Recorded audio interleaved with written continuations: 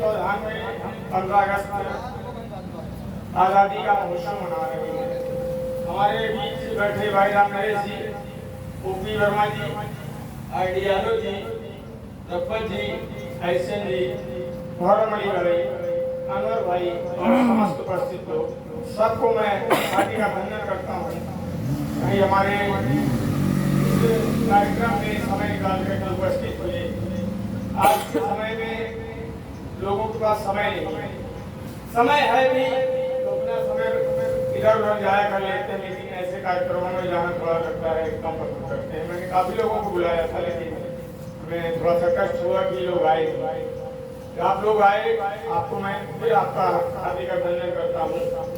इस पार्टी का गठन हमने 2020 में एक सती अनसुईया का स्कूल है, वहाँ पर सबको बुला करके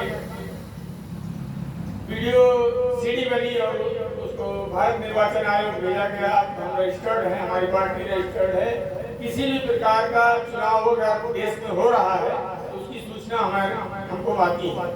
इस समय राजस्थान, छत्तीसगढ़, मध्य प्रदेश, तेलंगाना, मिजोरम चुनाव होने हैं, कुछ उपचुनाव होने हैं, सब सूचनाएं हमारे पास आई हुई हैं। और हम इस पार्टी को बनाने का उद्देश्य बहुत ही सोच विचार के किया गया है। ये करेक्शन जो भारत में है, ऐसा नहीं है कि भ्रष्टाचार हटाया नहीं जा सकता, बशर्ते हमको अपने मन में ये ठानना है। जैसे एक कर्मचारी है, उसको 70,000 सैलरी मिलती है, तो अगर 70,000 को अपने बजट को मेंटेन कर ले तो उसको अलग से पैसे की जरूरत नहीं। हम आप सिर्फ जुगाड़ से अलग से पैसा कमाने वाला जो सरकारी तंत्र है, उसमें हमारी आपकी भी कमी है। हमें याद है एक अमृतलाल लेखपाल लखीमपुर खीरी से यहाँ ज्वाइन किया था, उसको 10 रुपए एक किसान दे रहा था, उसका हाथ कांप रहा था, वो 10 रुपए लेने को राजी नहीं। तो हम ही आप इन कर्मचारियों का सिखाते हैं घूस लेना और बाद में दोष देते हैं कि घूस मांग रहा है। ऐसा नहीं, हमें संयम रखना होगा और काम होगा हमारा। उसके लिए सरकार उन्हें तनख्वाह देती है, वो जो कार्य करते हैं उसी की सैलरी पाते हैं जो हमारा वो कार्य करते हैं। क्योंकि जितना सरकारी कर्मचारी है वो आपका नौकर है, मालिक आप।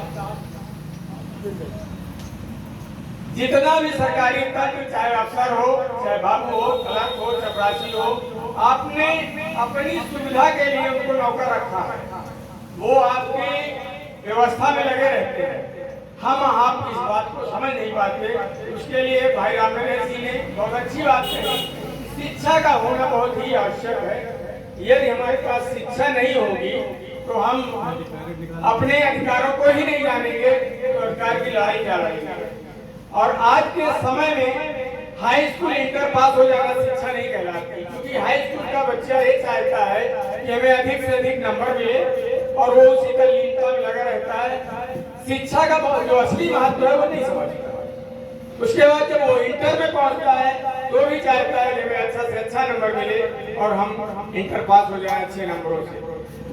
शिक्षा का असली महत्व ग्रेजुएशन में आता है। जब छात्र ग्रेजुएशन में पहुंचता है तब वो समाज को समझता है, हमारे सारे कार्यों को समझता है, उस शिक्षा के महत्व को समझता है कि इस शिक्षा का वास्तविक अर्थ क्या है। जो लाइनें लिखी रहती हैं वो अंक लाने के लिए पढ़ता रहता है इंटर तक, लेकिन जब ग्रेजुएशन में पहुंचता है तो वो समझता है कि लिखा क्यों, इसका मतलब क्या है।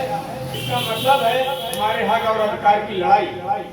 तो हमने इस पार्टी का गठन आपके लिए, आपकी लड़ाई लड़ने के लिए किया है। हमारे देश को आजाद हुए 77 साल हो रहे हैं और हमारी जो सरकारें चल रही हैं वो जो उनके चाटुकार यानी भक्त लोग हैं, कहते हैं कि महंगाई और जीएसटी, पेट्रोल, डीजल, गैस पे क्यों नहीं लगाई जा रही है, क्योंकि कांग्रेस ने देश पर इतना कर्जा कर दिया था, उसे भाजपा भर रही। उनको सही आंकड़ा पता नहीं है।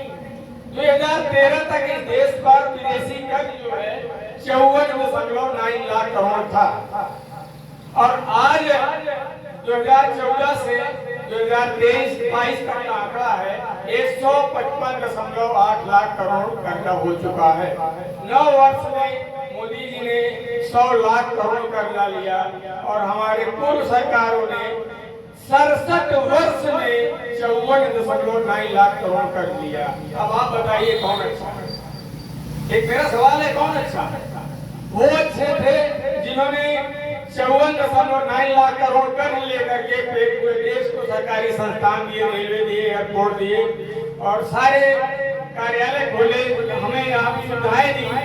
और ये क्या कर रहे हैं? हिंदू मुस्लिम धर्म का खेला खेल रहे हैं और इस धर्म के खेला में जो है ये अपनी सत्ता की रोटी सेक रहे हैं और इनको देश विकास करेगा या नहीं करेगा इस बात से मतलब ही नहीं है।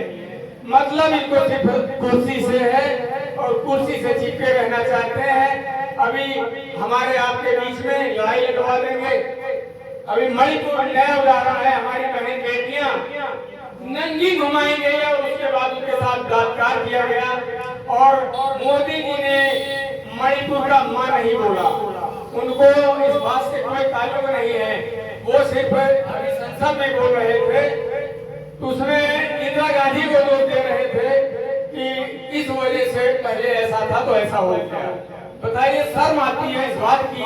ये सत्ता पे बैठे हुए आप ये बताइए, देसी भाषा में समझिए, आप वर्तमान प्रधान से सवाल करेंगे कि पिछले प्रधान से सवाल करेंगे?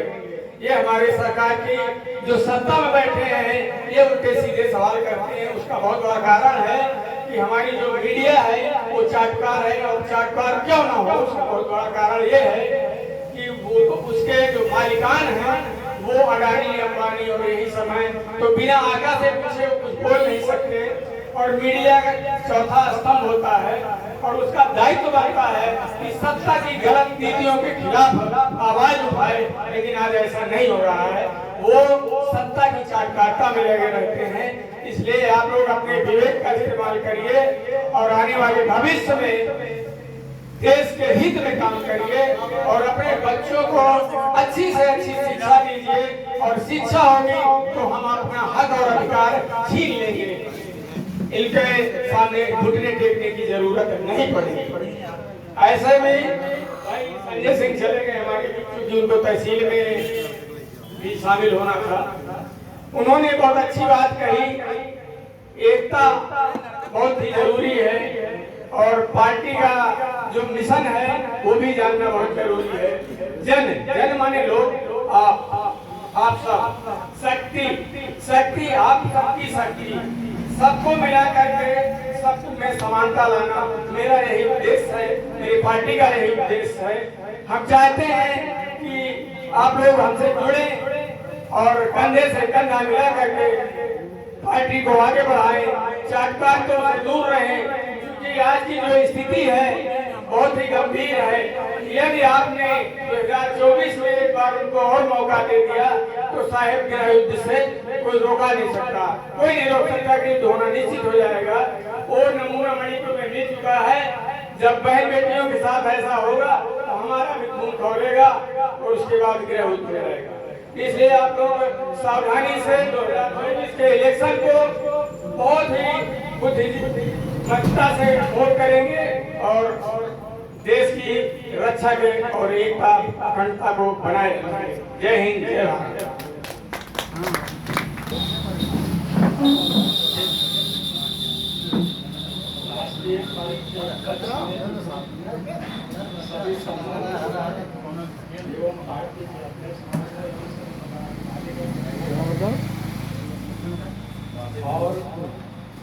और लगे ना पार्टी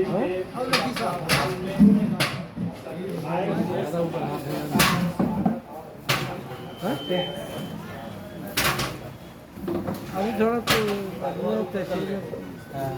बहुत बहुत धन्यवाद हमारे वीर श्री ओपी पटेल जी ये अपना विचार रखा, इसके लिए धन्यवाद।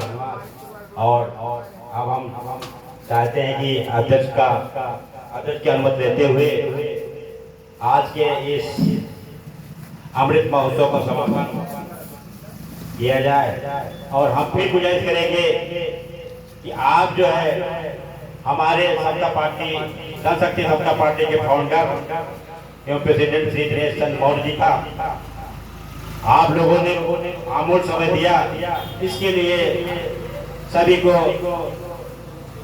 तहे दिल से धन्यवाद देते हैं और अभिनंदन करते हैं। और आगे कहीं भी बताएंगे इसी तरह सहयोग आपका मिलता रहेगा।